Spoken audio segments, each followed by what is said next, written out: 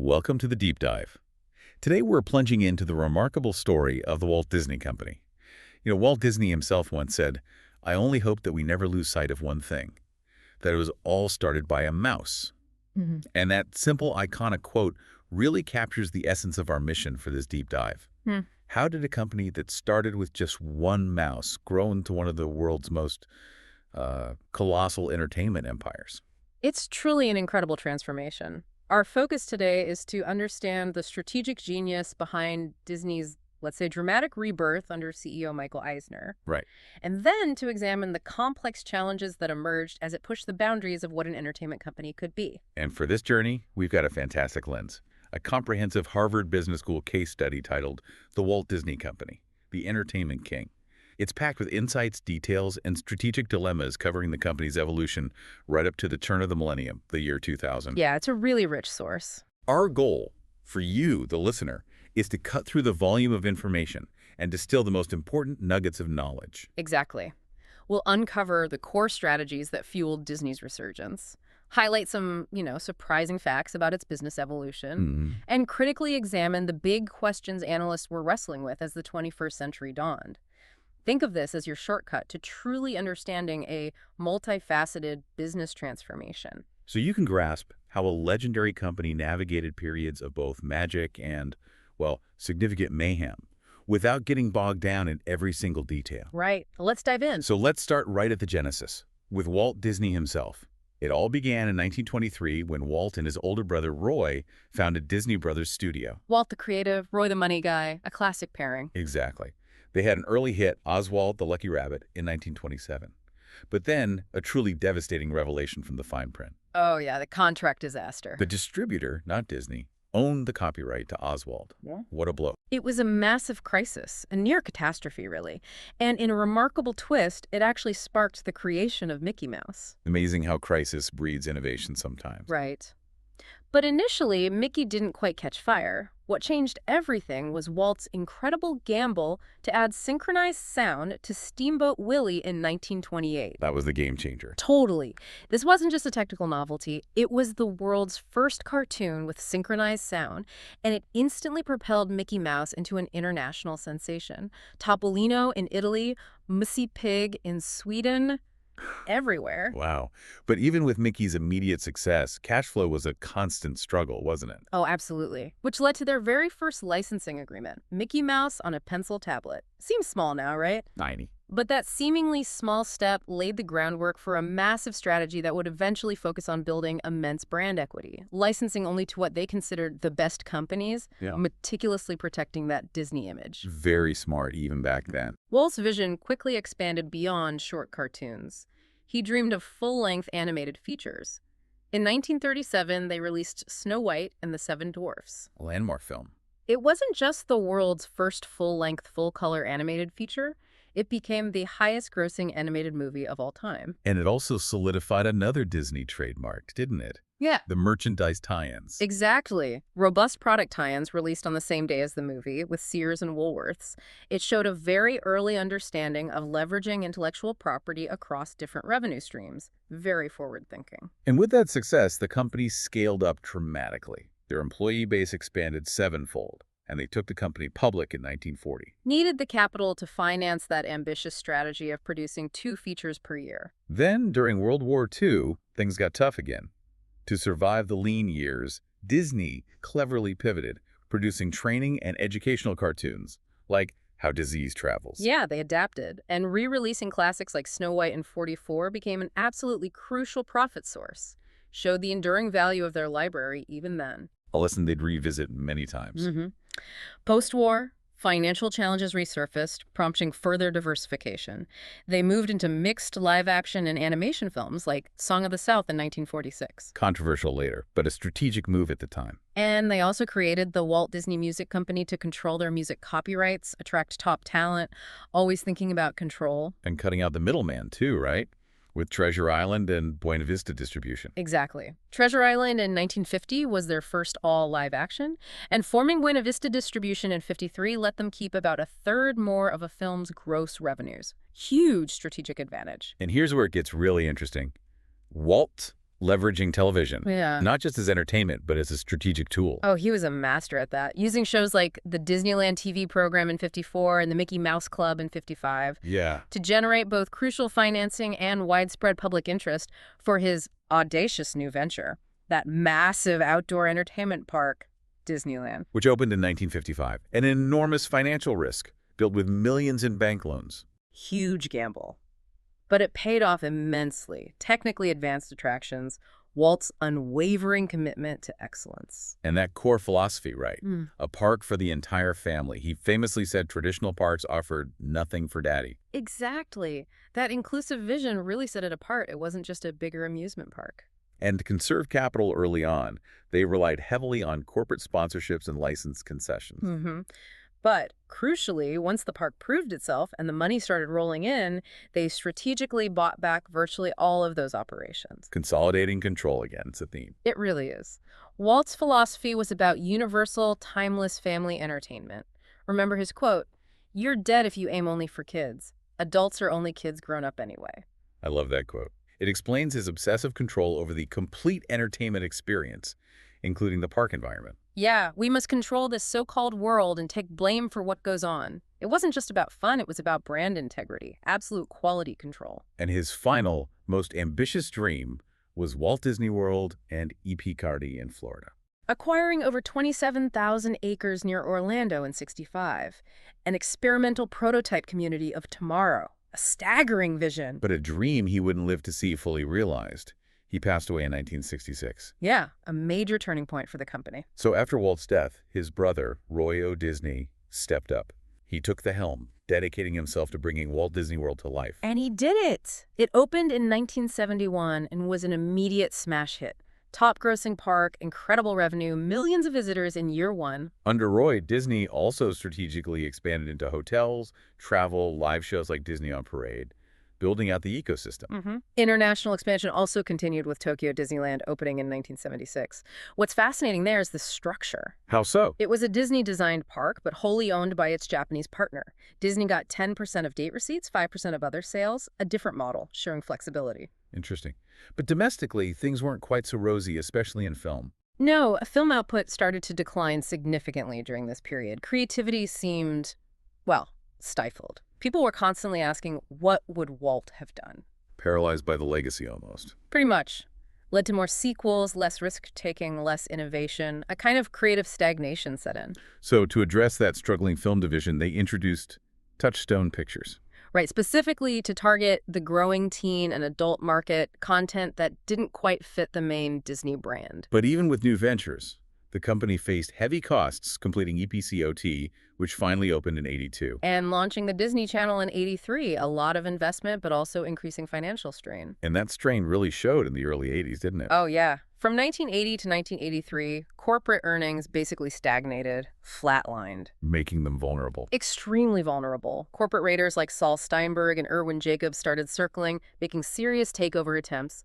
Their plan was clear: buy it, break it up, sell off the assets. Wow, the company was genuinely at risk of being dismantled. It really was. It was oil tycoon Sid Bass who stepped in with a $365 million investment in 1984.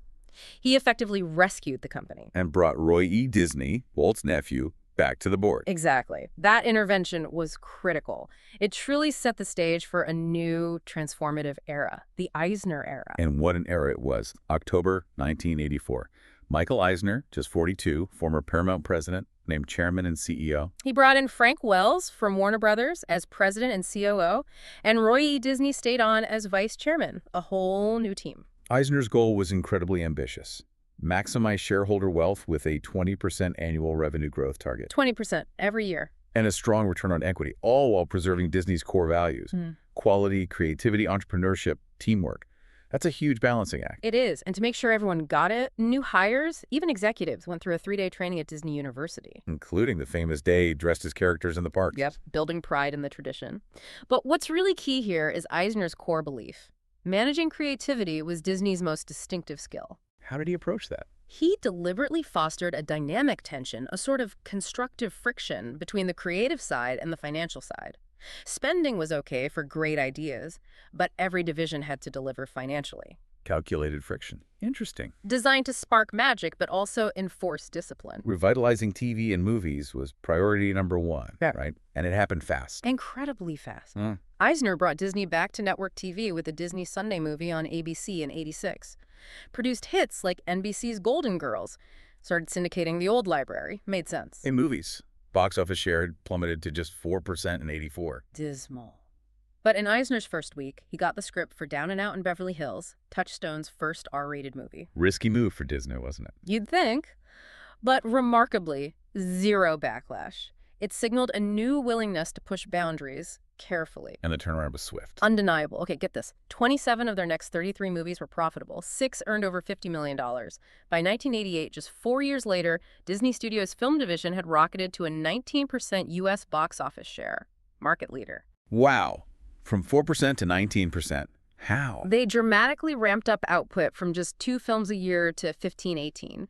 And Jeffrey Katzenberg, head of motion pictures and TV, was absolutely pivotal. What was his approach? Relentless work ethic, 10 p.m. staff meetings, known for identifying great scripts, nurturing less established talent, and strategically focusing on moderately budgeted films, managed tightly, on time, under budget. Smart. But animation was slower to turn around. Yeah, just because of the long production cycles. But Eisner's team invested heavily, expanded staff, pushed for a new feature every 12 to 18 months, way faster than the old 4 or 5 years. And technology played a role too, right? CIPS. Huge role. They invested $30 million in CIPS, the Computer Animated Production System. Oh. Digitizing animation, game-changing. And then came Who Framed Roger Rabbit in '88. That was different. Expensive too. Very. $45 million was a lot back then, but it earned over $220 million. And crucially, it became Disney's first truly major cross-promotion effort. 500-plus licensed products, McDonald's, Coke tie-ins. It showed the power of synergy. Synergy. We'll be hearing that word a lot. You bet. Now, the theme parks. They'd remain profitable, but Eisner's team didn't just maintain them. They supercharged them. Pretty much. Aggressively modernized, expanded attractions, tens of millions on new stuff like Captain EO with Michael Jackson. I remember that. And savvy marketing national TV ads, special events, retail tie-ins. Operationally, they lifted visitor restrictions, opened Disneyland on Mondays, and consistently raised ticket prices. Bold move. Raising prices constantly. Did it backfire? Nope. Market research consistently showed guests felt they still got exceptional value. The magic justified the cost, apparently. And they started developing all that unused land, especially in Orlando. Aggressively. The Disney Development Company built thousands of hotel rooms, including the first moderately priced ones, plus a massive convention center. Turning the parks into multi-day destinations, maximize that spend. It all seems very coordinated. Increasingly so.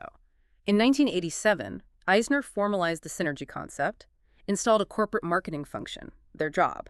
Stimulate and coordinate company-wide marketing, marketing calendars, monthly meetings with division heads. Making synergy deliberate, not accidental. Exactly. Jointly coordinated events like Snow White's 50th anniversary in '87, Mickey's 60th in '88. Eisner called it bringing back to life an inherent Disney synergy, leveraging every asset across the whole company. And this fueled new business ventures too. Absolutely. Consumer products. Disney stores launched in '87, pioneered retail as entertainment, huge sales per square foot. They were everywhere for a while. Then publishing, Disney Press, Hyperion Books, Records, Hollywood Records, international parks. Euro Disney opened in '92 near Paris. Euro Disney. That one was tougher, wasn't it? Tokyo had done well despite cultural differences. Right. But Euro Disney faced real challenges. Needed significant fine-tuning price cuts, layoffs, famously had to compromise, allow wine in restaurants after initially banning it, highlighted the complexities of taking the Disney formula global. You can't just cookie cutter it. No.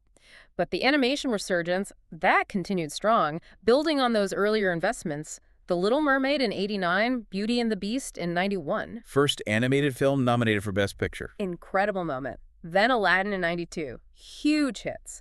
Critically and commercially. And more live-action expansion. Yep. Hollywood Pictures label started in '90. Acquired Miramax in '93, the indie studio known for low-budget hits like Pulp Fiction. Another boundary push. Definitely. Movie output surged. But, higher volume meant not everything was a hit. Fewer than half grossed over $20 million back then. Home video was big, too, with Buena Vista. They pioneered the sell-through approach. Shifted from expensive rentals to lower prices for direct purchase. Aladdin in '93, best-selling video ever, 30 million copies. Astonishing numbers. And then sports. The Mighty Ducks. Yeah, 1992, acquired an NHL expansion team named it after a Disney movie. Brilliant cross-promotion. Duckware merchandise was huge, accounted for 80% of all NHL merchandise sales in 93. Wow. Talk about synergy. And finally, Broadway. Beauty and the Beast stage show debuted late 93. Big hit. Then they doubled down, invested $29 million to restore the New Amsterdam Theater in New York. A serious long-term commitment to live entertainment, adding another pillar to the empire. Exactly. It was an incredible run of expansion and success. But then, amidst all this dazzling success, turmoil struck. Unexpectedly? Yeah, the mid-90s were paradoxical. Huge success with The Lion King in 94, over $2 billion from the film and merchandise, $700 million net income.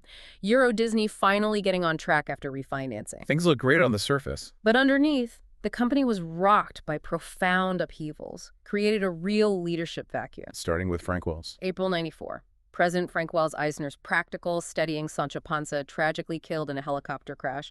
A massive blow, personally and professionally, for Eisner and Disney. And then Eisner himself had health issues. Just weeks later, Eisner, only 52, underwent quadruple bypass heart surgery. Suddenly, the top leadership seemed vulnerable. And then Katzenberg left. Yep. Jeffrey Katzenberg, the film division architect, openly wanted Wells's job. Eisner rebuffed him. So Katzenberg walked, famously co-founding rival DreamWorks with Spielberg and Geffen. Ouch. That had to hurt. Big time. And it wasn't just him. A series of other key executives exited around then, too. A significant talent drain right when they needed stability. These leadership vacuums, the uncertainty, it really set the stage for Eisner's next audacious gamble, didn't it? Absolutely. The acquisition of ABC, announced July 1995. $19 billion to buy Capital Cities ABC. The strategic rationale was pretty clear, right? Yeah. Get a massive distribution channel. Exactly. Instantly made Disney the largest entertainment company in the U.S., gain control over how their content reached audiences. But the scale, staggering. Second largest acquisition in U.S. history at the time. Huge. It brought in the ABC network, loads of TV and radio stations, and crucially, cable networks like ESPN and ESPN2, powerhouses. But it came at a cost. The debt ratio jumped significantly. Yeah, up to 34%, adding over $12 billion in debt, a big financial stretch. And there was skepticism. Plenty. The merger was famously called King Kong meets Godzilla. Concerns about the sheer size, whether network TV was already a declining asset, the high price 22 times estimated earnings. And just the difficulty of making that kind of massive vertical integration actually work, creating real synergy, not just owning assets. Exactly. And sure enough, a year later, reports surfaced of a culture clash. ABC folks felt Disney was micromanaging. Uh-oh. Yeah, discomfort with using ABC to aggressively cross-promote Disney stuff, like running a special on Hunchback of Notre Dame when its box office was weak. Disney's response. Basically, that's synergy, folks. We'd be crazy not to do it. They also terminated ABC's development deals with rivals like DreamWorks, asserting control. So despite the huge ambition of the ABC deal, the late 90s saw a bit of a slump. Yeah, financial performance dipped in 98 and 99. Eisner's bonus even got cut to 0 in 99. Tough couple of years. But things bounced back in 2000. They did, sooner than many expected, driven mainly by broadcast and cable ABC and ESPN and the ever-reliable theme parks. What turned ABC around? One show, mostly. Who Wants to Be a Millionaire? Phenomenal success. They aired it 3 times a week, pushed ABC from 3rd place back to the top. Wow. And ESPN? Became the most profitable TV network globally. Huge cash cow. Although profitability was getting squeezed by soaring programming costs, like that massive $9 billion deal for NFL rights. Big bets required. What about the movies during this time? Live action strategy shifted again. Yeah, Joe Roth, who replaced Katzenberg, went for big-budget, star-driven event movies, Con Air, Armageddon, aimed at global audiences. Little bigger budgets? Much bigger. Average film budget jumped from $22 million in 94 to $55 million by 99. But this strategy had risks. Some costly bombs led them to scale back a bit eventually. And animation. Still struggling to repeat the Lion King magic. Definitely. Costs kept rising. Tarzan cost $170 million in 99. And ironically, their biggest animated hits in this period, like Toy Story and A Bug's Life, were actually from Pixar. With whom Disney just had a distribution deal, right? Yeah. 50-50 profit split. Exactly. Pixar was creating the magic. Disney was distributing it. Disney invested $70 million in its own digital studio, but its first big CGI film, Dinosaur in 2000, got criticized for a weak plot. Technology wasn't enough. Home video revenues started dropping too. Yeah, the VHS market was maturing. So Disney shifted strategy again, made almost all its animated films permanently available, ditching the famous vault strategy for most titles, hoped DVDs would boost sales. And the theme park strategy evolved towards destination resorts. Right. Multiple gates at each location. California Adventure, Disney Sea in Tokyo, Disney Studios in Paris, plans for Hong Kong, keep people on property longer, spending more. Disney also made a big push into the internet around then, didn't they? How did that go? Unevenly is putting it mildly. A failed subscription service, Daily Blast, in '97. The big Go.com portal eventually shut down in 2001, couldn't compete with Yahoo AOL. Lots of investment, not much return. So facing some of these pressures, Eisner started cost-cutting. Significant cost cutting. Aimed to save $500 million a year by 2001. Shut down underperforming ventures like Club Disney, ESPN stores, tightening the belt after years of rapid expansion. So as we look beyond 2000, Eisner faced some really formidable strategic challenges. Let's talk about managing synergy first. He still believed it was crucial. Absolute central. He even implemented Disney Dimensions, that intensive 8-day synergy boot camp for senior execs. The one where they cleaned bathrooms and played characters. Yep. The goal was to break down silos, get execs thinking across divisions naturally. So the animation head calls the Disney store's head directly about Tarzan merchandise instead of going up the chain. And there was a formal structure, too. A corporate synergy group reported right to Eisner, reps in each business unit, bonuses tied to synergy commitment. It definitely boosted revenues through cross-promotion, leveraging those big investments in animated films across products, video, parks. But there was a potential downside or maybe a limit. The international revenue gap, for instance. Right. Despite global parks, only 21% of revenue came from abroad in '99, way less than Coke or McDonald's. Eisner wanted to boost per capita spending overseas, consolidate offices, get billions more in revenue, but it highlighted that global synergy was harder.